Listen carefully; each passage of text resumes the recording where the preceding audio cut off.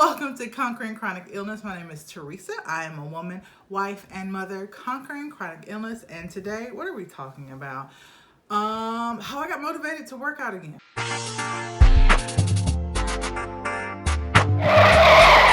Hey, could you do me a favor?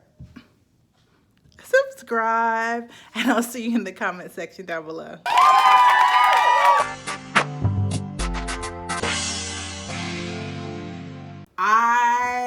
Just kind of backstory. We're going to go back all the way back to the time where I did work out regularly and enjoyed it, right? So I, for most of my young adult life, used working out as a punishment for overeating and as a tool to for weight loss. Basically, it was literally just I work out because I want to be in a body that is unrealistic for me. So it wasn't until my 30s where I fell in love with running and HIIT and weightlifting and just working out because it makes me feel good and I get to exist in a body that is happy and healthy. Unfortunately, working out and being vegan and eating well did not keep me from getting unhealthy. I developed IC in, I believe, 2018 timeframes, bruh.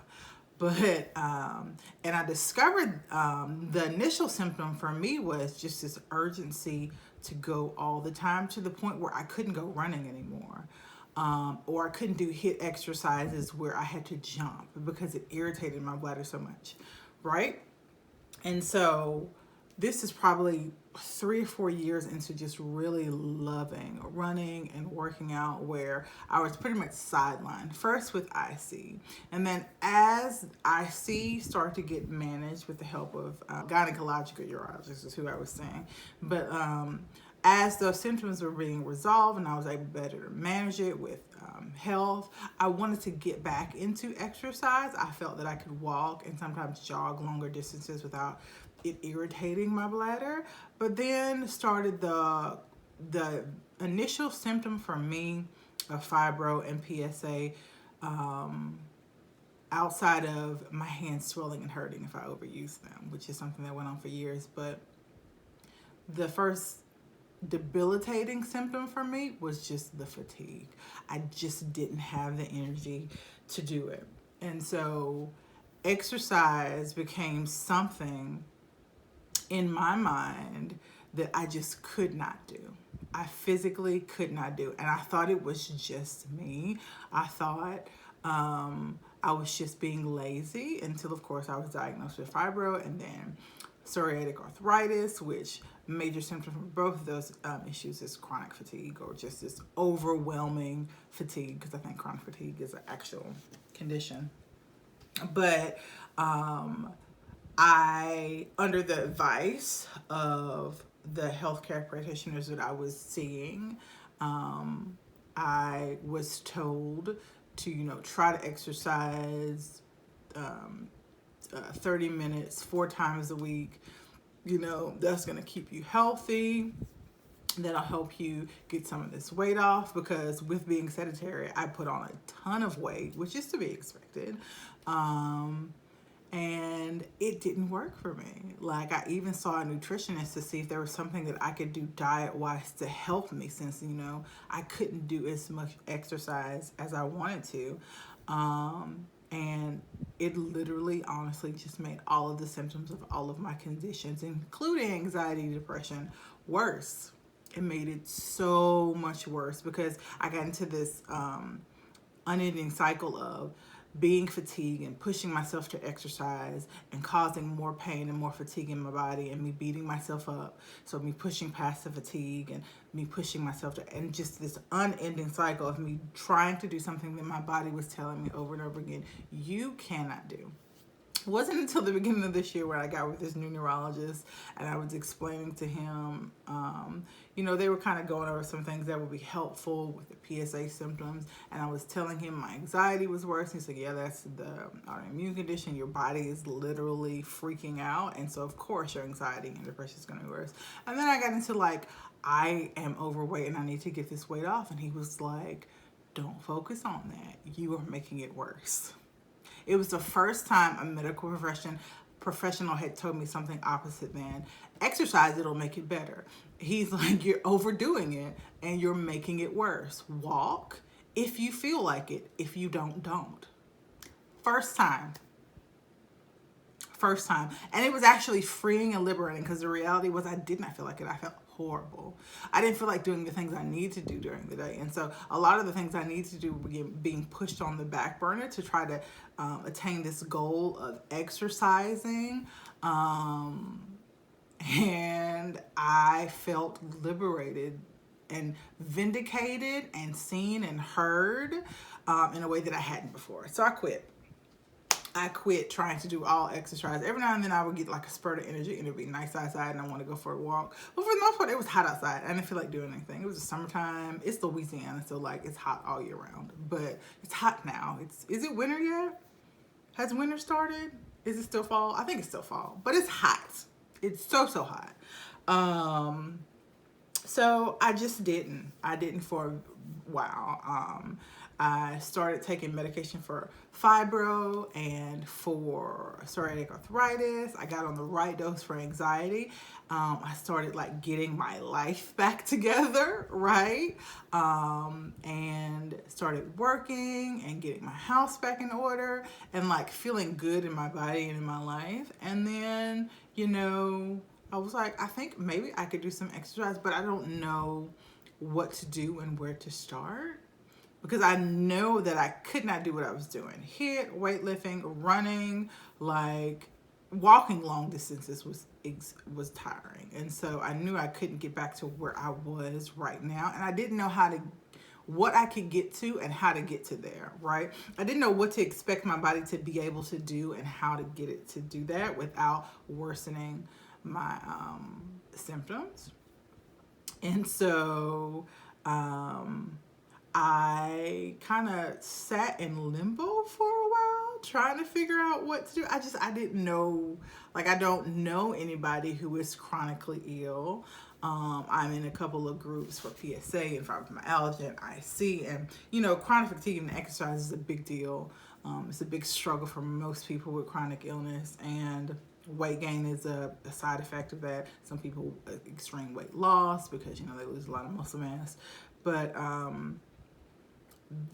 it was either I don't exercise anymore, I've gained a lot of weight and I've just accepted my fate, or I exercise regularly and just take it slow, and I didn't know what slow meant. And so I embarked on a personal journey of trying to figure out what that meant for me, what slow and baby steps meant for my body. And here is where I've fallen on. The idea that I'm going to exercise for 30 minutes 4 times a week, it is not going to happen. At least not right now. Maybe I will get there one day, but as of today, Teresa, can I exercise 30 minutes a day, 4 days a week? But I can do some exercise every day. What does that look like? So for me, that looks like walking around the neighborhood. Well, let's go with the far end first. The most strenuous thing that I can do are full body aerobic workouts that are low impact. That means no jumping and no extra weight. So body exercises, and around 20 minutes in length. Anything past that, and I won't be able to recover the next day. It's just where I am. I can go on longer walks, 30-minute walks, but I cannot do that 3 or 4 times a week. I can go on a 30-minute walk maybe once or twice a week, right? I enjoy walking and being outside in nature. It feels good, but on a daily basis, the next thing I can do is a 10 or 15-minute walk. I can do 10 or 15-minute walk every single day, right? I don't do it every single day because I try on some days to do a little bit more. So I'll go on a longer walk or do some aerobic activity. one of those full body workouts. But if I do that, I can't do a 15-minute walk too. So it's either one or the other, right? And then on the lower end, hold on, pause. I got this. It's one of those physical therapy bike thingies. And you sit it on the tabletop and you do this. It's really low impact exercise, and I can do that, and you can put it on the floor and use it with your feet as well. And at the very base of that, it is just stretching. 10, 15 minutes of yoga or stretching, not hot yoga or like literally just relaxing yoga.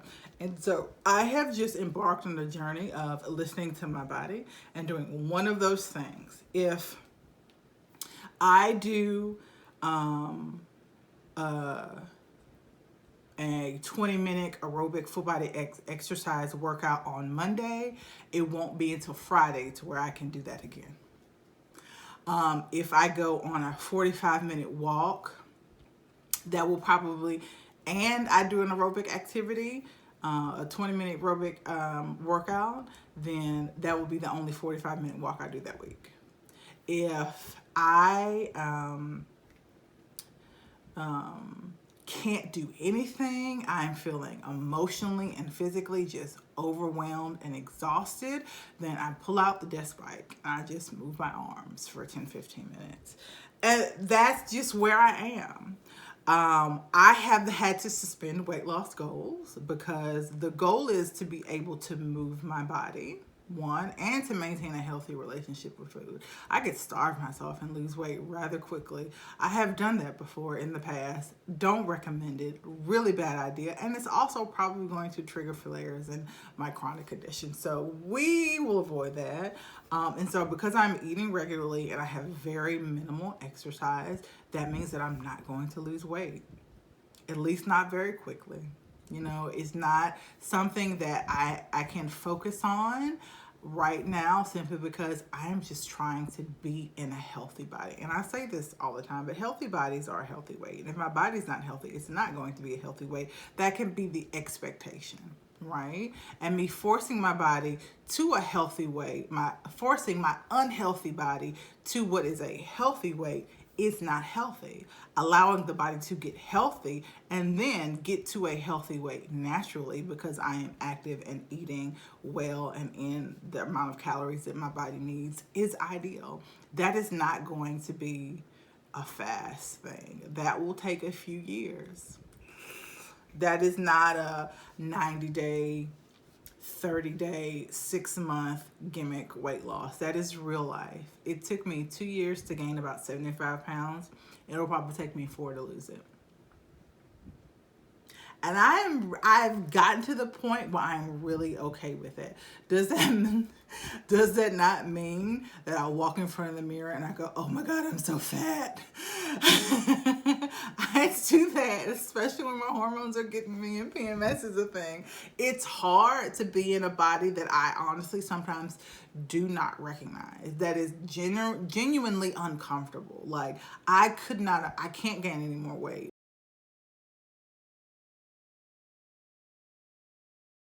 I mentally would not be able to stand it.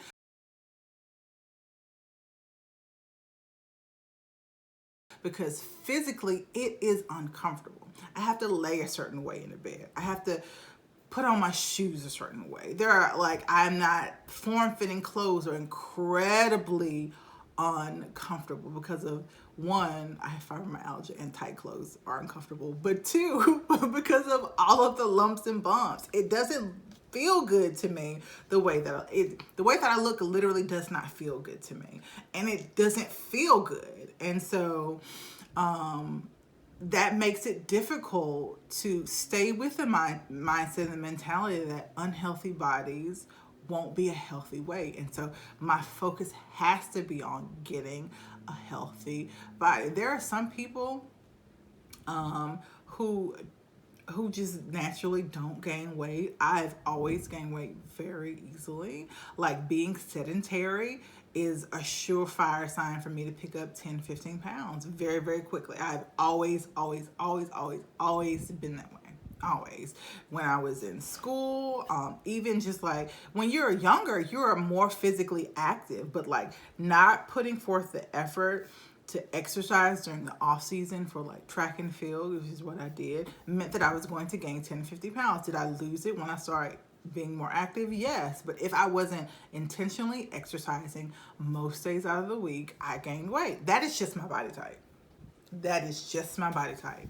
And if I'm going to be okay with being more sedentary, I'm going to have to be okay with being in a larger body, and that's hard.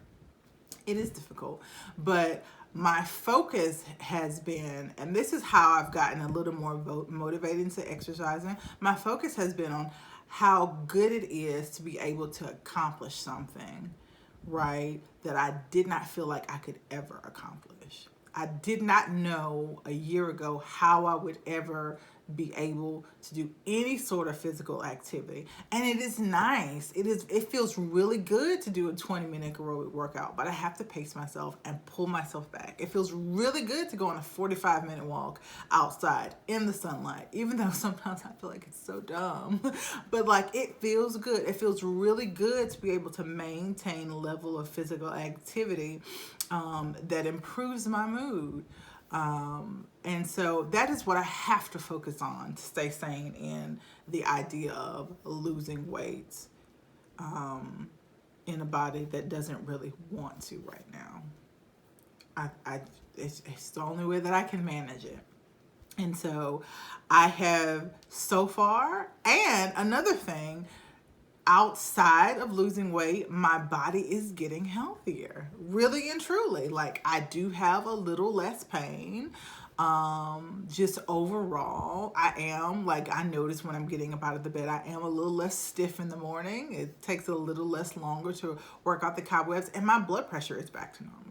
For the longest time, because I was in pain and because I was totally sedentary, my blood pressure had gotten pretty high. And I thought for sure by the time I got to this point this year, when I go to my physical, that I was going to have to be put on blood pressure medicine. I really thought, because like, you can't just walk around with high blood pressure forever. But lo and behold, the little bit that I am able to do, my blood pressure is back within normal range.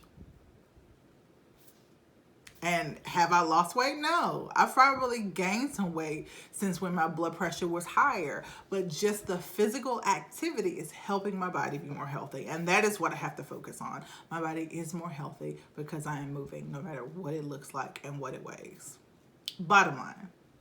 So that is how I have been able to kind of get back into working out and get a little bit more motivated by moving my body. Hopefully something I said in this video has been helpful to you if you're struggling with chronic illness and you just can't get moving. Let me know in the comment section below, and I will see you in the next video.